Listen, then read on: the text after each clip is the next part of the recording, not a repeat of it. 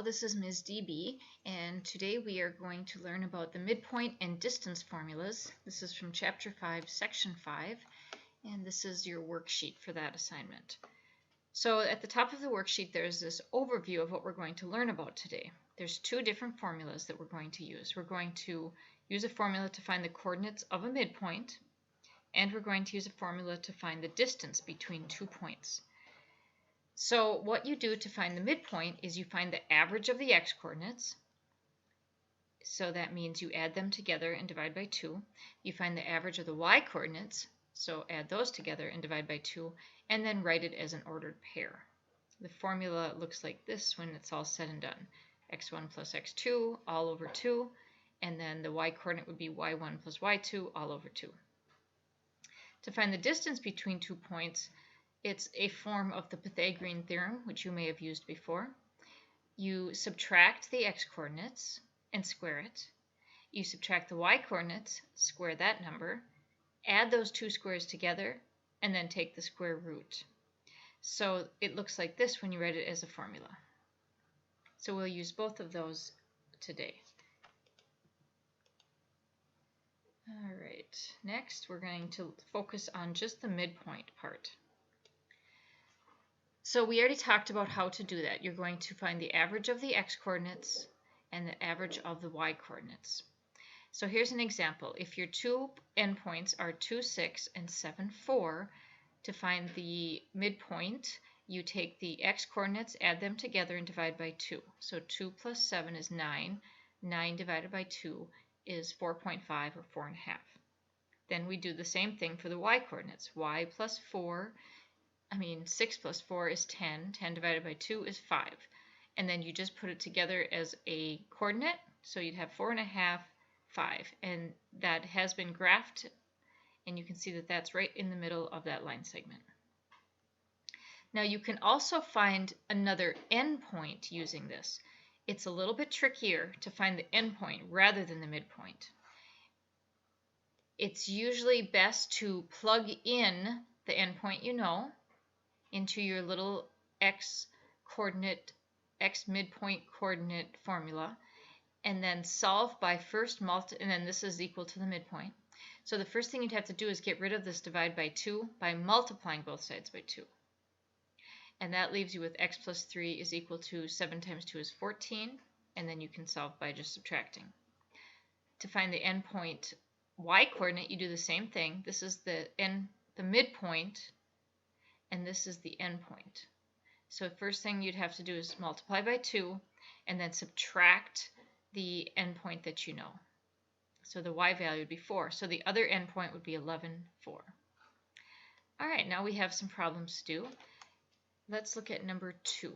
To find the midpoint, we take the two x-coordinates and add them together and then divide by 2. Let's do that first. So to find the x-coordinate of the midpoint, we add 1 plus 7 and then divide that by 2. So that would be 8 divided by 2. So our x-coordinate would be 4. That's x of sub m, meaning of the midpoint. To find the y-coordinate of the midpoint, we will add the two y-coordinates together and then divide by 2. And our two y-coordinates are, let's see, 5 plus 1. Whoa, what's going on here?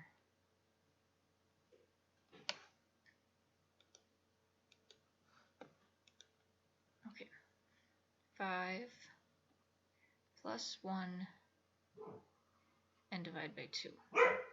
So we'd have 6 divided by 2, which is 3. So y sub m would be 3. And then the last step is just to put these two parts together in a coordinate. And there you go. That is our midpoint. There's a couple more for you to finish on midpoints. Now to find the endpoint, I go through many, many steps to do this. So, because I wanted to guide you through this. So let's look at this example. The endpoint x1, y1 of a segment is at 1, 9. The midpoint x sub m, y sub m of the segment is at 9, 5.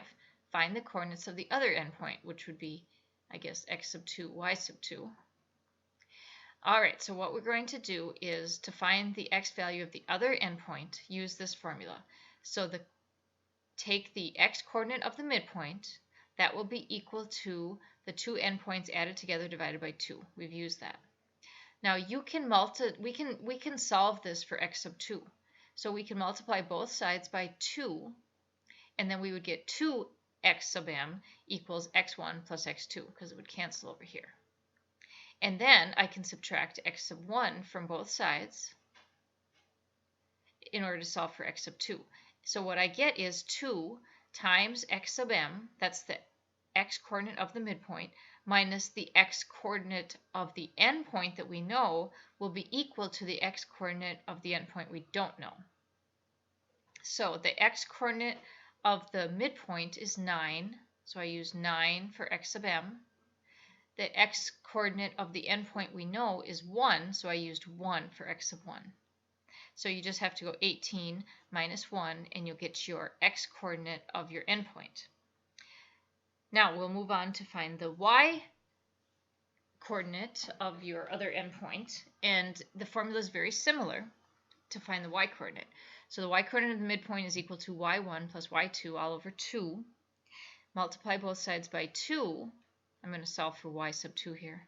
And we get 2 times y sub m equals y sub 1 plus y sub 2. Now I'll subtract, oops, I have a typo here, subtract y sub 1 from both sides. And we will get 2 times y sub m minus y sub 1 is equal to y sub 2. And that's the y coordinate of the endpoint that we're trying to find. So we look back, and our y coordinate of our midpoint is 5, and our y coordinate of the endpoint we know is 9. So we plug those in, and we would have 2 times 5 minus 9. Okay, so once you subtract y sub 1, and then we plug in our values of y sub 2, and then you put x sub 2, y sub 2 for your other endpoint. So for number 5, you're going to do the same thing. You can use these two formulas in order to find the two coordinates of your other endpoint. So here's how you would find the coordinate of x of the endpoint. You can use this formula. And here's the formula to find the y coordinate. And if you do both of these, then you will find your other endpoint of your line if you know the midpoint and you know one of the endpoints. All right, moving on to distance formula. Distance formula, like I said earlier, was based on the Pythagorean theorem, which, if you remember, the Pythagorean theorem says that if you have a right triangle, the length of one of those legs squared plus the length of the other leg squared will be equal to the hypotenuse squared. You can also use the distance formula to find the same amount. You have to take the difference in the x coordinates, then take the difference and square that number, take the difference in the y coordinates and square it, add those two parts together, and then take the square root. And here's the distance formula written as a formula. And let's look at an example. Let's do number 7 here. There is an example solved already there on your worksheet, so you can go back to that and look at any time. All right, in number 7, we're going to use 5 as x sub 1 and 6 as y sub 1, and x sub 2 will be 8, and y sub 2 will be 1. And we are going to use the distance formula, which says that you need to take your x coordinates. Let's see how I wrote it. X sub 2 minus x sub 1. Subtract your x coordinates and square that answer. Subtract the y coordinates in the same order, and then go away. There we go. And then square that number and take the square root of the whole thing. So x sub 2 is 8 and x sub 1 is 5. So I'm going to take 8 minus 5, and I'll be squaring that. And y sub 2 is 1 and y sub 1 is 6, so I'll be taking 1 minus 6 and squaring that. And then you have to take the square root of the whole thing. So 8 minus 5 is 3, and 1 minus 6 is negative 5. And now I need to square each of those. So that is 9. Negative 5 squared is positive 25. So then you add 9 plus 25, and that's 34. And don't forget to take the square root. Now, you can leave your answer as the square root of 34, or you can use a calculator now and find the decimal approximation of the square root of 34, and it is 5.83.